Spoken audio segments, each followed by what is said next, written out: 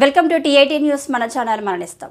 మహిళలు యువతులు ఎలాంటి సమస్యలు ఉన్నా నిర్భయంగా పోలీసులను సంప్రదించవచ్చునని, మహిళల రక్షణ కోసమే షీ టీమ్స్ పనిచేస్తున్నట్లు Ramagundam police commissioner M Srinivas తెలిపారు.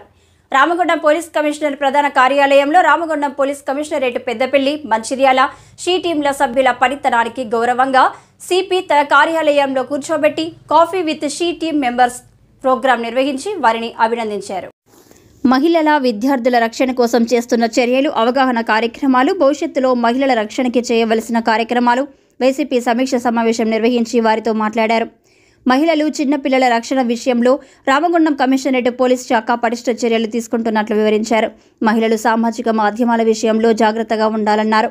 ఆకతాయిలు మహిళలను, విద్యార్థులను వేధింపులకు గురిచేస్తే కఠిన చర్యలు తప్పవని హెచ్చరించారు. మహిళలు, యువతులు ఎలాంటి సమస్యలు ఉన్నా ఎవరూ మౌనం ఉండకుండా నేరుగా షీ టీమ్స్కు ఫిర్యాదు చేయాలి. డయల్ 100 లేదా Ramagundam police commissionerate she teams WhatsApp నంబర్కి లేదా నేరుగా షీ టీమ్స్కి కూడా ఫిర్యాదు చేయవచ్చు.